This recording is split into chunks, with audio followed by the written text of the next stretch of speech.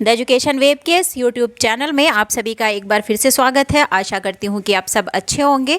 आज का हमारा वीडियो पॉलिटी सेक्शन का है, जिसमें हम लोग 30 महत्वपूर्ण क्वेश्चन करेंगे जो कि एग्जाम के दृष्टिकोण से काफ़ी महत्वपूर्ण है। तो चलिए स्टार्ट करते हैं। क्वेश्चन नंबर फर्स्ट है, भारतीय संविधान में एकात्मकता एक ऐसा लक्षण है जो सामान्यतः अन्य किसी भी संगठनात्मक व्यवस्था में नहीं मिलता। यह लक्षण कौन सा है? ऑप्शन ए, आपातकाल में किसी औपचारिक संशोधन के बिना एकात्मक व्यवस्था को रूप प्रदान करना। ऑप्शन बी, संघीय व्यवस्था। ऑप्शन सी, मौलिक अधिकारों की व्यवस्था। या फिर ऑप्शन डी, ये सभी। इसका आंसर हो जाएगा ऑप्शन ए, आपातकाल में किसी औपचारिक संशोधन के बिना एकात्मक व्यवस्था को रूप प्रदान करना। क्वेश्चन नंबर 2 है, गोलकनाथ मामले में उच्चतम न्यायालय द्वारा दिए गए निर्णय के प्रभाव को समाप्त करने के लिए संविधान में कौन सा संशोधन किया गया था? ऑप्शन ए 25वां, ऑप्शन बी 24वां, ऑप्शन सी 28वां या फिर ऑप्शन डी कोई नहीं।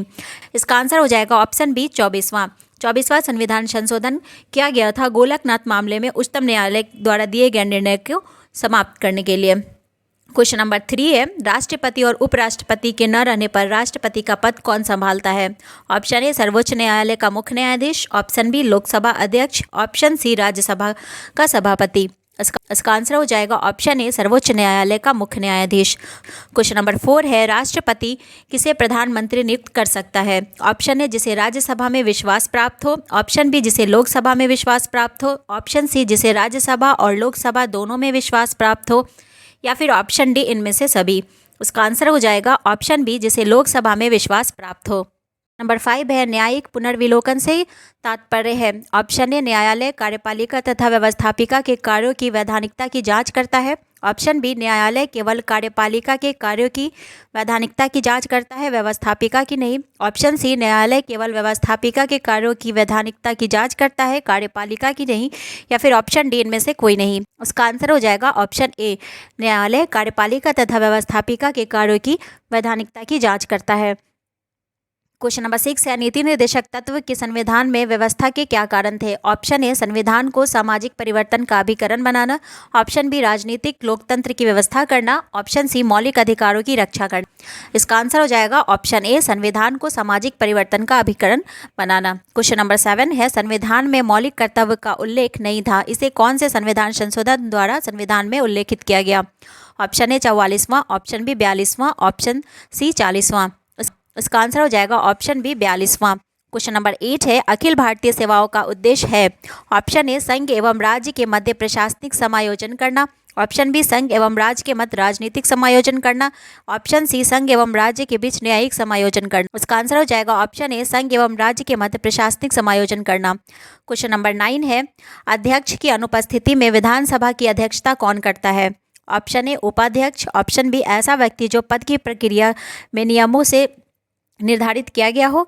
ऑप्शन सी, राज्यसभा का सभापति। इसका आंसर हो जाएगा ऑप्शन ए, उपाध्यक्ष। अध्यक्ष की अनुपस्थिति में विधानसभा की अध्यक्षता उपाध्यक्ष करता है। क्वेश्चन नंबर 10 है, संघ लोक सेवा आयोग के अध्यक्ष तथा अन्य सदस्यों की नियुक्ति कौन करता है?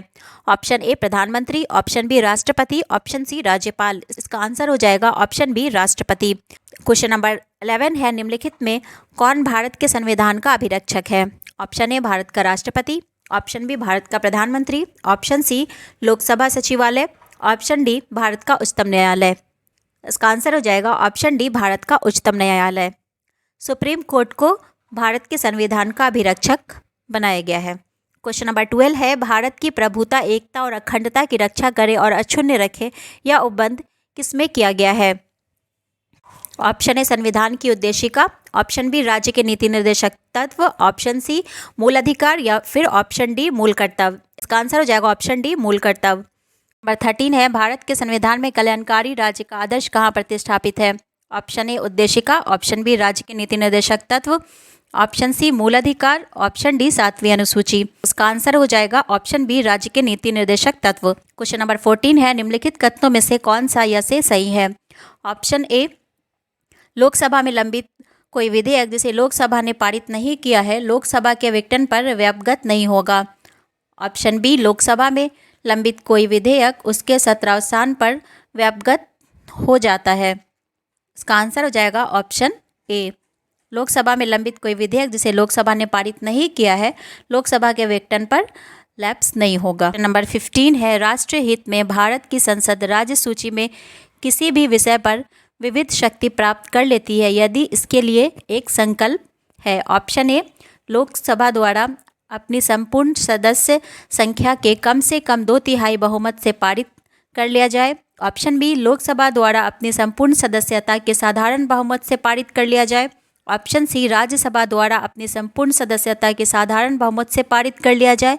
या फिर ऑप्शन डी, राज्यसभा द्वारा अपने उपस्थित एवं मत देने वाले सदस्यों के कम से कम 2/3 बहुमत से पारित कर लिया जाए। तो इसका आंसर हो जाएगा ऑप्शन डी, राज्यसभा द्वारा अपने उपस्थिति एवं मत देने वाले सदस्यों के कम से कम 2/3 बहुमत से पारित कर लिया जाए। क्वेश्चन नंबर 16 है, निम्नलिखित उद्देश्यों में से कौन सा एक भारत के संविधान की उद्देशिका में सन्निविष्ट नहीं है। ऑप्शन ए, विचार की स्वतंत्रता। ऑप्शन बी, आर्थिक स्वतंत्रता। ऑप्शन सी, अभिव्यक्ति की स्वतंत्रता। ऑप्शन डी, विश्वास की स्वतंत्रता। इसका आंसर हो जाएगा ऑप्शन बी, आर्थिक स्वतंत्रता। जो उद्देशिका है उसमें आर्थिक स्वतंत्रता का उल्लेख नहीं किया गया, उसको समाहित नहीं किया गया उसमें। क्वेश्चन नंबर 17 है, भारत के संविधान के निर्माताओं का मत निम्नलिखित में से किसमें प्रतिबिंबित होता है। ऑप्शन ए, उद्देशिका। ऑप्शन बी, मूल अधिकार। ऑप्शन सी, राज्य के नीति निर्देशक तत्व। या फिर ऑप्शन डी, मूल कर्तव्य। इसका आंसर हो जाएगा ऑप्शन ए, उद्देशिका।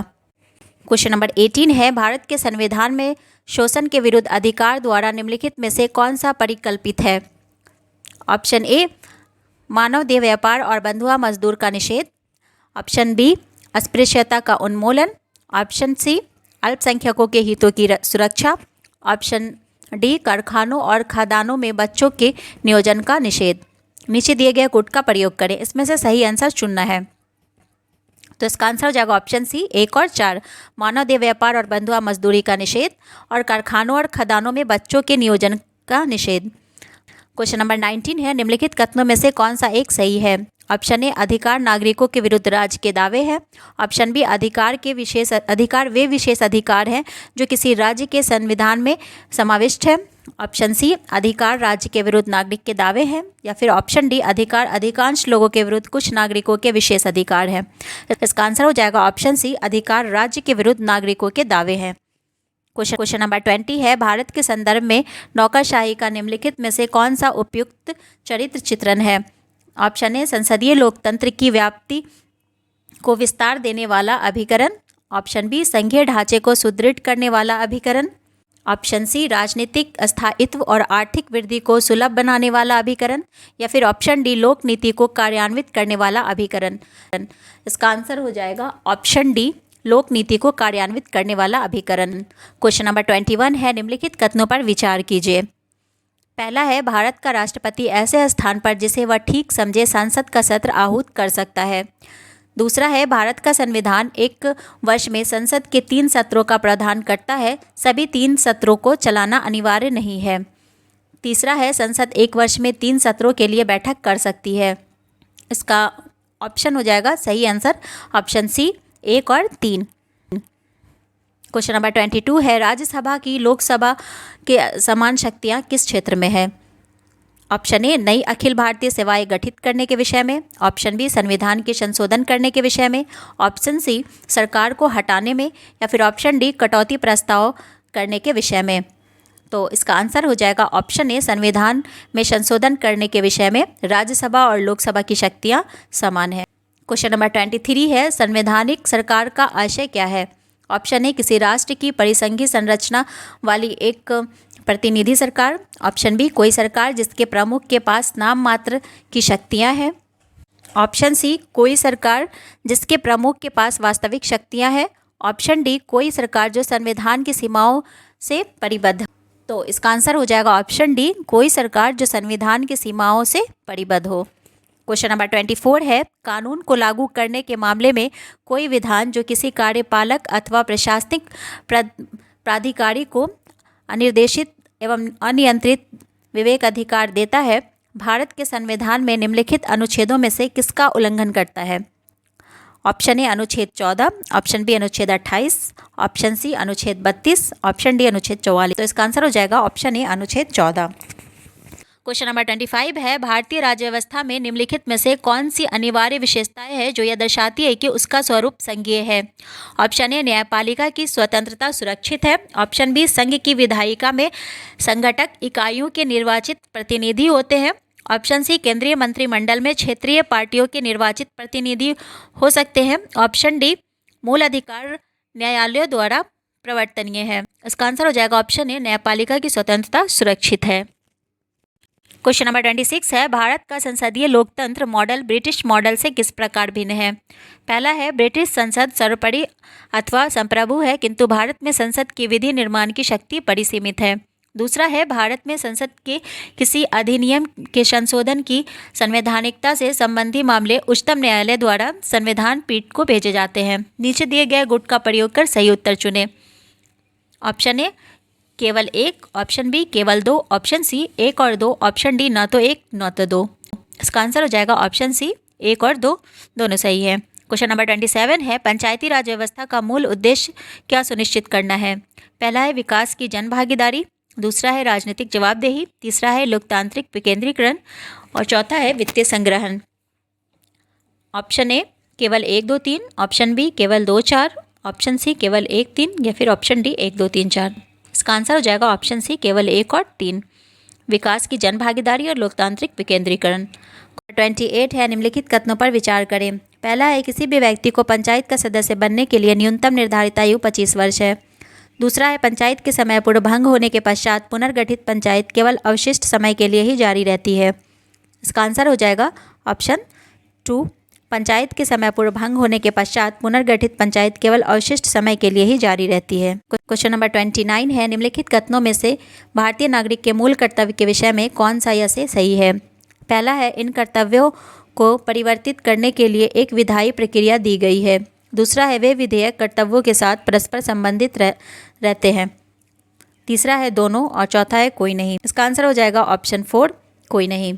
30 है, भारत के संदर्भ में निम्नलिखित में से कौन सा अधिकारों और कर्तव्यों के बीच सही संबंध है। ऑप्शन ए, अधिकार कर्तव्य के साथ सहसंबंधी है। ऑप्शन बी, अधिकार व्यक्तिगत है अतः समाज और कर्तव्य से स्वतंत्र है। ऑप्शन सी, नागरिक के व्यक्तित्व के विकास के लिए अधिकार न कि कर्तव्य महत्वपूर्ण है। ऑप्शन डी, राज्य के स्थायित्व के लिए कर्तव्य न कि अधिकार महत्वपूर्ण है। इसका आंसर हो जाएगा ऑप्शन ए, अधिकार कर्तव्यों के साथ सहसंबंधी है। तो आज के लिए बस इतना ही। वीडियो कैसा लगा, लाइक शेयर कमेंट ज़रूर करें। मिलते हैं नेक्स्ट वीडियो में, जब तक के लिए धन्यवाद।